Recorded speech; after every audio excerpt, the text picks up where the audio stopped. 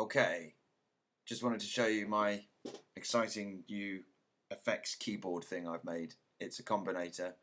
You route audio into it, and when it's playing you press keys on the keyboard, but they've got to be notes C, well at this point C0 to I can't remember where, I think up to C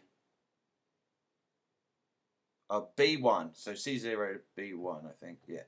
But I've only got so many going at the moment. But basically you press a key quite hard. You've got to have aftertouch as well on your keyboard. You press a key quite hard and it makes an effect. Christ, that's not what I want.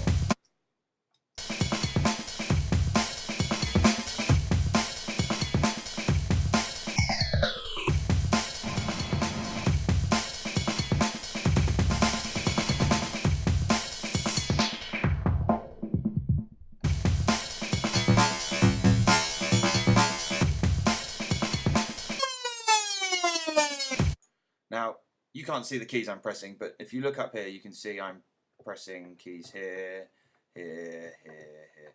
And the way that it works is, well, the way I've done it anyway, is I've got one of these big mixers, which is receiving notes. So if you you set it to receive notes in the combinator. So when you press certain notes, it solos tracks, which hopefully you can see here.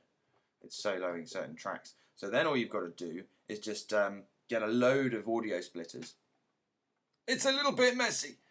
And then you just send two signals. You go from devices to an audio splitter, and then you would send the original signal to a mixer at the end as a bypass, and then the effective signal to a whole load of others, where you would then route them to effects back into individual tracks on a mixer. I hope that's clear.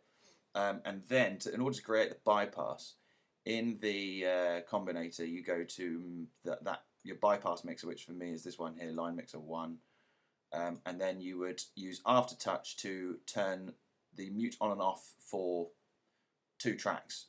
One track would be the bypass and one would be the effective signal. So when I press a key, any key, the one track is muted and one is unmuted.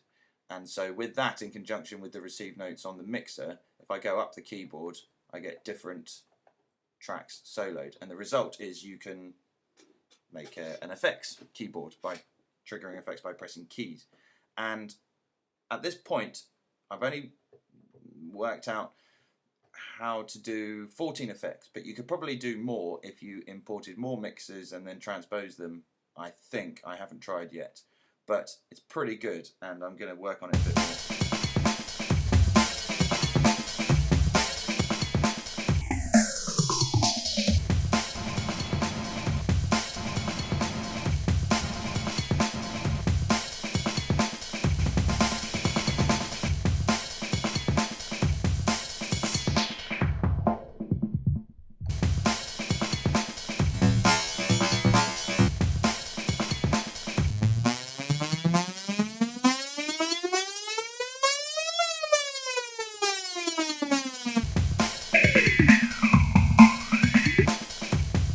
I'm just using quick ones.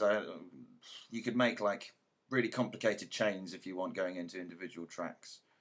I've routed some audio into a Thor, which is actually a lot more difficult than I thought it would be. I don't know much about it, but you just kind of route audio in here and then out of here, and then in here you choose your audio in, and then where you want it to go, and then where you want it to come out.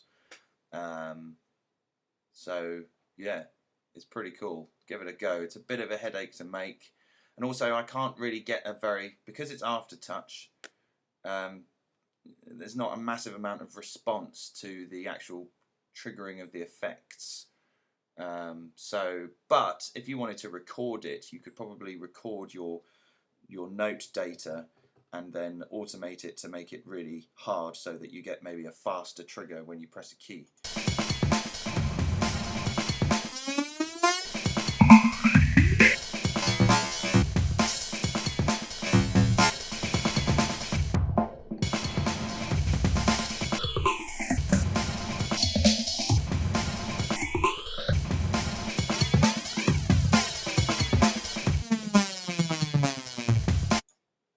yeah, this is probably something I'll work on a little bit more.